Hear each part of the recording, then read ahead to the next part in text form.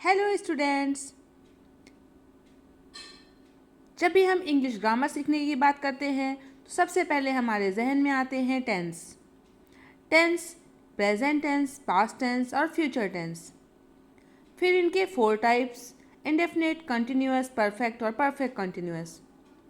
हम बहुत परेशान हो जाते हैं और हमारी समझ में नहीं आता है कि किस टेंस में कौन सी हेल्पिंग वर्ब लगानी है, कौन सी मेन वर्ब लगानी है, और इस तरीके से सब कुछ बहुत कंफ्यूजिंग हो जाता है। लेकिन आज हम इसे आसान करेंगे। So learners, I am Shikha Singh and you are watching my channel Gurukul English classes. तो सबसे पहले हम शुरुआत करते हैं प्रेजेंट टेंस से। प्रेजेंट टेंस के 4 टाइप्स होते हैं: present indefinite tense, present continuous tense, present perfect और प्रेजेंट परफेक्ट कंटिन्यूअस टेंस। तो सबसे पहले हम सीखेंगे प्रेजेंट इंडेफिनिट टेंस। जिन वाक्यों की मुख्य क्रिया के अंत में ता है, ती है, ते हैं आदि शब्द आते हैं, उनसे हम पहचानते हैं कि ये प्रेजेंट इंडेफिनिट टेंस है। प्रेजेंट इंडेफिनिट टेंस में मेन वर्ब के रूप में हम वर्ब फर्स्ट फॉर्म के साथ एस और ई एस का यूज़ करते हैं। लेकिन अभी ध्यान रखिएगा कि जिन जिन शब्दों के अंत में वॉवेल होता है उनके साथ हम ई एस का प्रयोग करते हैं, जैसे गोज़। लेकिन जिन शब्दों के अंत में कॉन्सोनेंट होता है उनके साथ हम एस लगाते हैं, जैसे कि रन्स। हेल्पिंग वर्ब के रूप में हम डू और डज लगाते हैं, लेकिन निगेटिव और इंटेरोगेटिव के साथ। तो अफर्मेटिव सेंटेंसेस का स्ट्रक्चर होता है subject plus verb first form plus S और E S plus object plus others. For example, he speaks English, they go to cinema on Sunday. In negative sentences we use the structure subject plus do और does plus not plus verb first form plus object plus others. For example, he does not go to village daily, they do not like football match. In interrogative sentences, we use the structure WH word plus do or does plus subject plus not plus first form plus object plus others. For example, why does he go to cinema? Does he write an essay? तो ये था हमारा present indefinite tense. और इसके बाद हम सीखेंगे present continuous tense.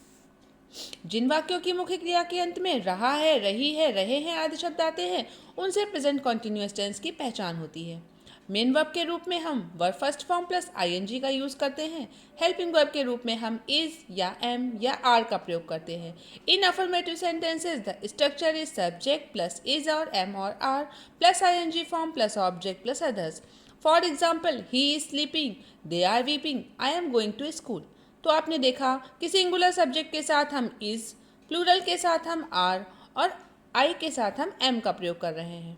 In negative sentences we use the structure subject plus is और एम और plus not plus ING form plus object plus others. For example, they are not doing their work. In interrogative sentences we use the structure is और am और are plus subject plus not plus ING form plus object plus others plus question mark.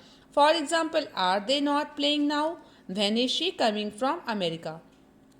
तो देखा आपने कि present continuous tense बहुत ही easy है। इसके बाद ही हम सीखेंगे प्रेजेंट परफेक्ट टेंस। तो जिन वाक्यों की मुख्य क्रिया के अंत में चुका है, चुकी है, चुके हैं आदि शब्द आते हैं, उनसे प्रेजेंट परफेक्ट टेंस की पहचान होती है। मेन वर्ब के रूप में हम verb third form, helping verb के रूप में हम हैज़ और हैव का यूज़ करते हैं। अफर्मेटिव सेंटेंसेस का स्ट्रक्चर कुछ इस तरीके का है: सब्जेक्ट प्लस हैज़ और have plus third form plus object plus others. For example, she has won a race, they have supported me. In negative sentences we use the structure subject plus has और have plus not plus third form plus object plus others. For example, he has not done his work, she has not told her mother.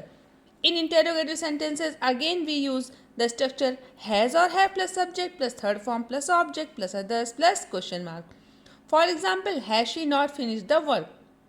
Second type of structure में English of the question word plus has or have plus subject plus not plus third form plus object plus others plus question mark का use करते हैं।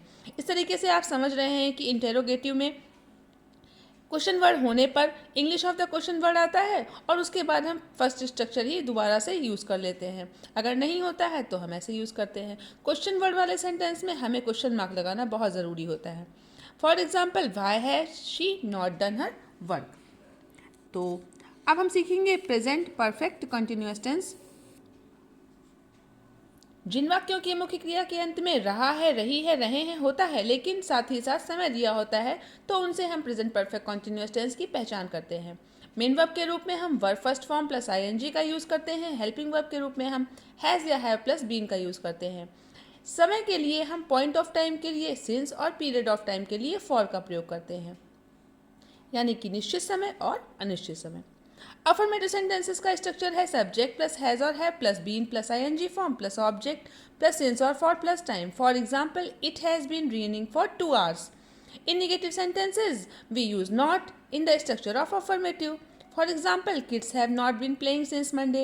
In interrogative sentences, we use the structure has or have plus subject plus not plus been plus ing form plus object plus since or for plus time plus question mark. For example, have you not been going to your school since Saturday?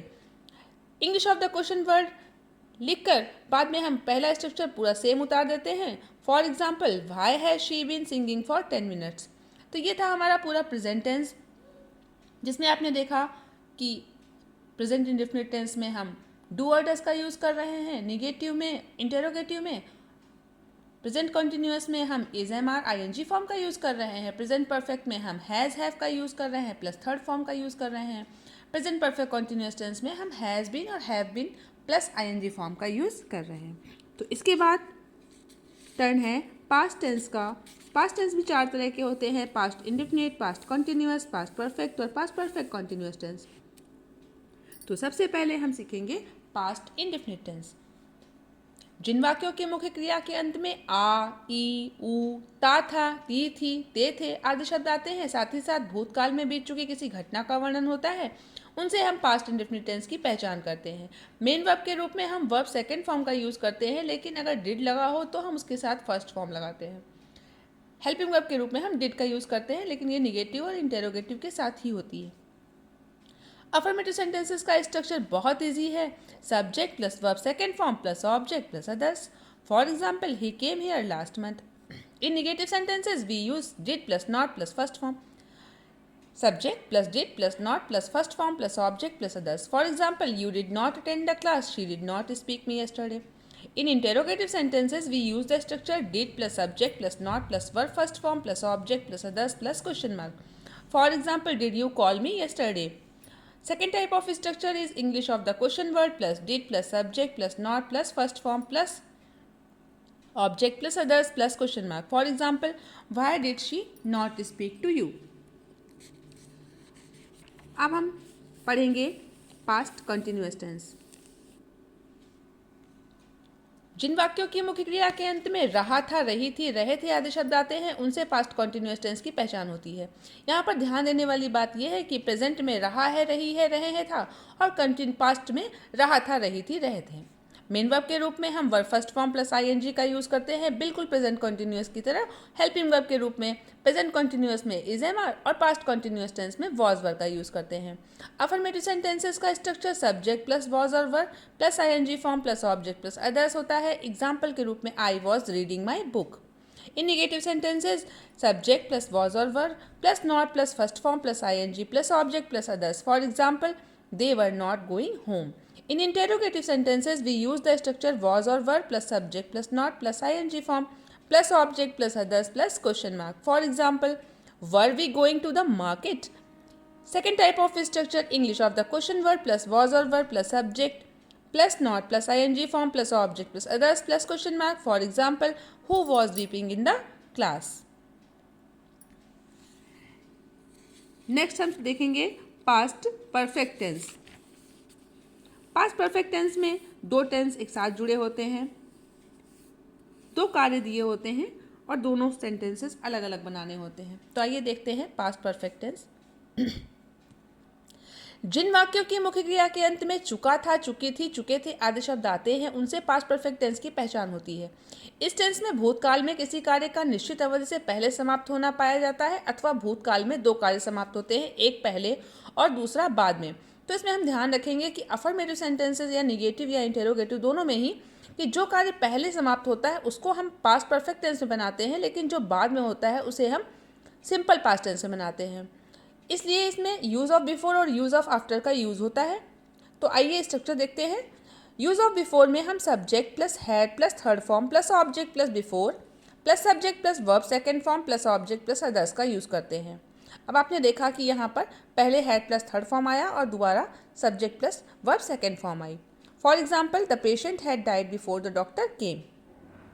Use of after में इसका उल्टा हो जाता है, subject plus verb second form पहले आती है, object plus after plus subject plus had plus third form plus object plus others. यानी कि आपने देखा कि बिफोर में हैड प्लस थर्ड फॉर्म पहले आ रही थी, subject plus verb second form बाद में आ रहा था, लेकिन आपने देखा कि आफ्टर में वर्ब सेकेंड फॉर्म पहले आ रही है और हैड प्लस थर्ड फॉर्म बाद में आ रहा है। For example, Ram went to school after he had learn his lesson. तो पास्ट परफेक्ट टेंस में हमें इस चीज़ का ध्यान देना होगा। अब हम देखेंगे पास्ट परफेक्ट कंटिन्यूअस टेंस। जिन वाक्यों की मुख्य क्रिया के अंत में रहा था, रही थी, रहे थे आदि शब्द आते हैं तथा कार्य के शुरू होने का समय दिया होता है, उनसे पास्ट परफेक्ट कंटिन्यूअस टेंस की पहचान होती है। मेन वर्ब के रूप में हम आईएनजी फॉर्म और हेल्पिंग वर्ब के रूप में हम हैड प्लस बीन का यूज़ करते हैं। अफर्मेटिव सेंटेंसेस का स्ट्रक्चर है subject plus had plus been plus ING form plus object plus others plus since और for plus time. For example, they had been waiting for me for 1 hour. Negative sentences में हम not का प्रयोग करते हैं, subject plus had plus not plus been plus ING form plus object plus others plus since और for plus time. For example, I had not been learning history since noon. In interrogative sentences, we use the structure had plus subject plus not plus been plus ing form plus object plus others plus since or for plus time plus question mark. For example, had we not been helping them for many years. Second type of structure में हम example के रूप में why had the dogs not been running for 1 hour. तो हमने ये देखा कि English of the question word वाले में हम English of the question word पहले लिख देंगे, उसके बाद में हम फर्स्ट स्ट्रक्चर ही पूरा उठाकर रख देते हैं। तो इसी के साथ हमारा पास्ट टेंस भी फिनिश होता है। अब हम सीखेंगे फ्यूचर टेंस। फ्यूचर टेंस के भी 4 पार्ट होते हैं, future indefinite, future continuous, future perfect और future perfect continuous. Future indefinite भी बहुत इजी टेंस है। आइए देखते हैं। जिन वाक्यों की मुख्य क्रिया के अंत में गा, गी, गे आदि शब्द आते हैं, उनसे फ्यूचर इंडेफिनिट टेंस की पहचान होती है। मेन वर्ब के रूप में हम verb first form, helping verb के रूप में हम विल और शैल का यूज़ करते हैं। अफर्मेटिव सेंटेंसेस का स्ट्रक्चर कुछ इस तरीके का है, सब्जेक्ट प्लस विल और shall plus verb first form plus object plus others. For example, he will come tomorrow. यहाँ पे ध्यान देने वाली बात है कि जब हम प्रेजेंट में बात करते हैं तो हम यूज़ करते हैं टुडे, जब हम पास्ट में बात करते हैं तो हम यूज़ करते हैं येस्टरडे, और जब हम फ्यूचर में बात करते हैं तो हम यूज़ करते हैं टुमारो। तो आइए नेगेटिव सेंटेंसेस का स्ट्रक्चर देखते हैं, सब्जेक्ट प्लस विल और shall plus not plus first form plus object plus others. For example, I shall not go to Agra tomorrow. In interrogative sentences, we use the structure will or shall plus subject plus not plus first form plus object plus others plus question mark. For example, will she marry him? Second type of structure में फिर वही बात, WH word पहले use करते हैं, उसके बाद पूरा फर्स्ट स्ट्रक्चर उठाकर रख देते हैं, यानी कि WH word प्लस will और shall plus subject plus not plus first form plus object plus others plus question mark. For example, why will he not do this work? तो अब हम सीखेंगे future continuous tense. Future continuous tense की पहचान है, जिन वाक्यों की मुख्य क्रिया के अंत में रहा होगा, रही होगी, रहे होंगे आदि शब्द आते हैं, उनसे फ्यूचर कंटिन्यूअस टेंस की पहचान होती है। मेन वर्ब के रूप में हम first form plus ING, helping verb में हम विल और शैल प्लस बी का यूज़ करते हैं। अफर्मेटिव सेंटेंसेस का स्ट्रक्चर होगा सब्जेक्ट प्लस विल और shall plus be plus ING form plus object plus others. For example, I shall be reading a novel. In negative sentences, we use the structure subject plus will or shall plus not plus be plus ing form plus object plus others. For example, Neha will not be reading her lesson. In interrogative sentences, we use the structure will or shall plus subject plus not plus be plus ing form plus object plus others plus question mark. For example, will you not be reading a novel? WH word में फिर से वही काम करेंगे, WH word पहले use करेंगे plus will और shall plus subject plus not plus be plus ING form plus object plus others plus question mark. Why will my mother be cooking the food. तो इस तरीके से आप देख रहे हैं कि टेंसेस बहुत ईजी होते जा रहे हैं, लेकिन हमें एक माइंड मैप बनाना होगा, हमें अपने दिमाग में बिल्कुल तैयार रखना होगा कि हम कैसे पहचानेंगे हम कौन सी मेन वर्ब यूज़ कर रहे हैं, हम कौन सी हेल्पिंग वर्ब यूज़ कर रहे हैं। इस बात को बिल्कुल भी भूले नहीं। बिल्कुल ध्यान रखें। अब आते हैं फ्यूचर परफेक्ट टेंस में।